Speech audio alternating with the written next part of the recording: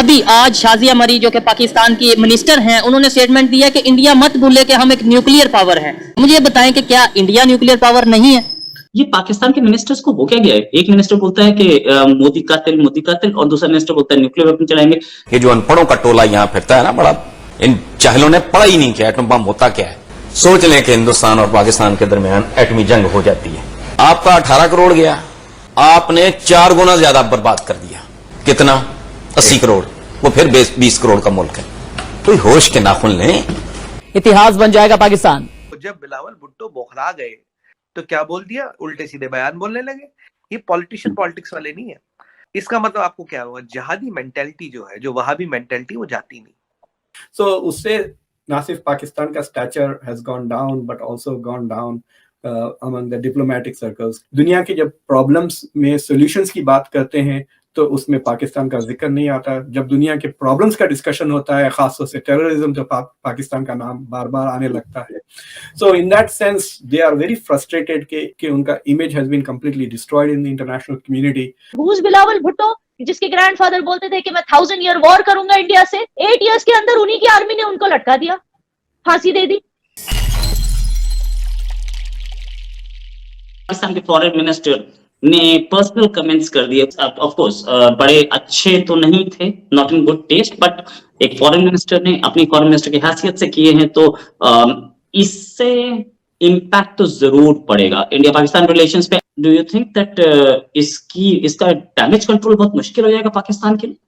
देखिए, ये जो बिलावल भुट्टो की जो स्टेटमेंट्स है, he is trying to create a constituency for him at home. तो क्लियरली अगर आप ट्विटर वगैरह से देखें तो Pakistani people are very excited by his statement. जो डायरेक्ट जो मोदी पे अटैक किया है, तो उससे पॉपुलैरिटी बिलावल भुट्टो की has definitely increase inside Pakistan, लेकिन internationally it has become a very बहुत ही अनडिप्लोमेटिक और क्रूड किस्म का सवाल है।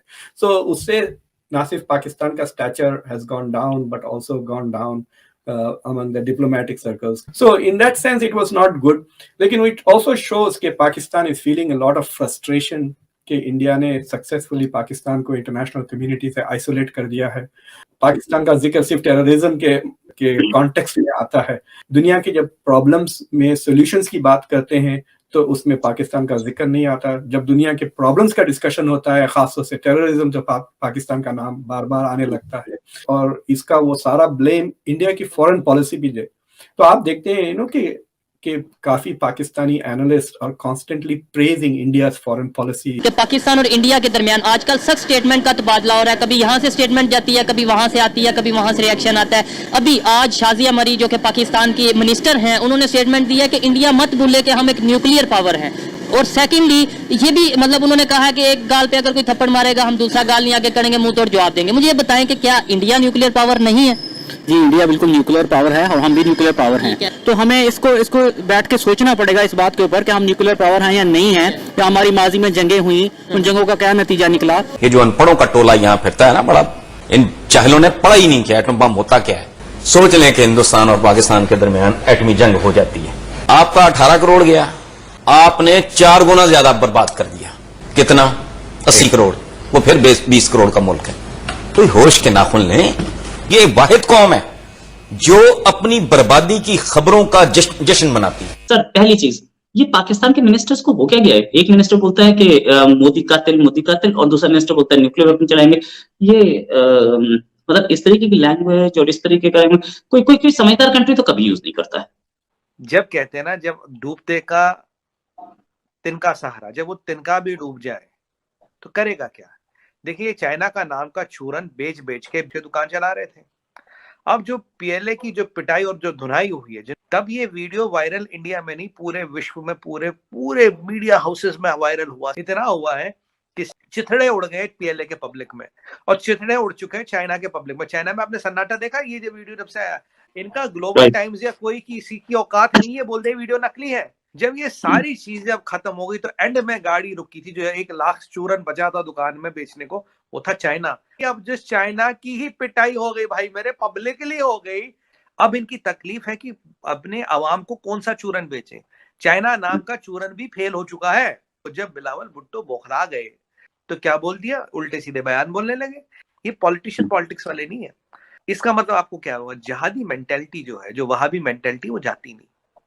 अच्छी तरबियत, अच्छा खानदान, पैसा, दुनिया घुमाओ, सब घुमाओ, पर जहां जहादी मेंटेलिटी आनी होती वहां जहादी मेंटेलिटी आती है। ये तो इनकी हालत है, जब ये बौखलाए हुए, तिल मिलाए हुए, अब इनकी तकलीफ है कि अपने अवाम को कौन सा चूरन बेचे। चाइना नाम का चूरन भी फेल हो चुका है। हुज बिलावल भुट्टो, जिसके ग्रैंडफादर बोलते थे कि मैं 1000 ईयर वॉर करूंगा इंडिया से। वॉर की बात कौन करता था? उसका ग्रैंडफादर। 8 इयर्स के अंदर उन्हीं की आर्मी ने उनको लटका दिया, फांसी दे दी। अच्छा, फिर उनकी mother, she is the one जिन्होंने ये वेनम इंजेक्ट किया कश्मीरी यूथ में। पाकिस्तान ने वर्ड मुजाहिद को इस कदर डिग्रेड करके रखा है। The word Mujahid is a very pure word, but देखो पाकिस्तान ने उसको कैसे यूज किया, मुजाहिद। और कश्मीरियों को मुजाहिद बोल के, literally she was the one, उनकी माँ थी। उनकी बातों की वजह से कितने कश्मीरी नौजवान बहक गए और उन्होंने गन्स उठा ली, पेन्स छोड़ के गन्स उठा ली। अब मैं सबसे पहले तो ये पूछना चाहूंगा बिलावल भुट्टो साहब, जब अब उनका अपना सूबा जो है वो 4 करोड़ लोग उनके सैलाब ज़दगान है, वो खुले आसमान के नीचे बैठे हैं, वो 9 दिन यहाँ पे क्या कर रहे हैं? और वो 35 मुल्कों के दौरे के बाद अमेरिका पहुंच गए। अब वो यहाँ पे आके सिर्फ अपने आप को पोर्ट्रे कर रहे हैं एज ए वजीर आजम, नेक्स्ट वजीर आजम। तो इन बच्चों को पता है कि इन्होंने एजेंसियों से और एस्टेब्लिशमेंट की डील के साथ पावर में आना होता है, तो इसलिए इनको अपने सूबों की, अपने हलकों की और इंटरनल पॉलिटिक्स पे इतनी तवज्जो नहीं देनी होती। इन्होंने अपने कद काट बस एक सियासत। नमस्कार दोस्तों, हमारे इस चैनल में आपका स्वागत है। आज के इस वीडियो में दोस्तों बात हो रही है भारत, चीन और पाकिस्तान की मौजूदा हालात और मौजूदा ताकत के बारे में। अब दोस्तों पिछले कुछ सालों में हम लोगों ने देखा कि सरहद के ऊपर भारत और चीन के बीच में काफ़ी ज़्यादा तनाव देखा जा रहा है। अभी तो फिलहाल नहीं देखा जा रहा है, पर वो कभी भी एस्केलेट हो सकता है। और पाकिस्तान की अगर हम बात करें दोस्तों, तो हम बचपन से हम लोगों ने देखा है कि भारत और पाकिस्तान के बीच रिश्ते कितने ज़्यादा ख़राब है। वहीं दूसरी ओर अगर हम चीन और पाकिस्तान की बात कर लें, तो भारत की वजह से चीन ने पाकिस्तान को गोद लिया हुआ है और समय समय पर पाकिस्तान को पॉकेट मनी दिया करता है, क्योंकि पाकिस्तान एक भिखारी देश है। और उसी की वजह से पाकिस्तान ने फिलहाल चीन को अपना दूसरा बाप भी बनाया हुआ है।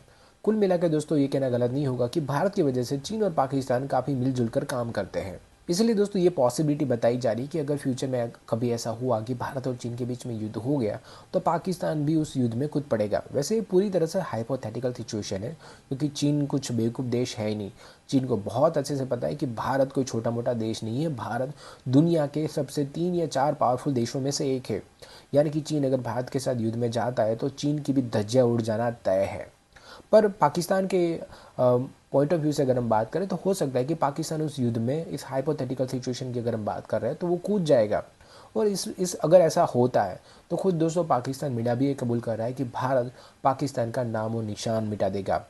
आज के इस वीडियो में दोस्तों फिलहाल इतना ही। अगर आपको हमारा वीडियो अच्छा लगा है तो इस वीडियो को लाइक ज़रूर करें, और अगर अभी तक आपने हमारे चैनल को सब्सक्राइब नहीं किया है तो अभी कर ले, ताकि हम आपके लिए ऐसे और भी इंटरेस्टिंग वीडियोस लगातार लाते रहें। धन्यवाद।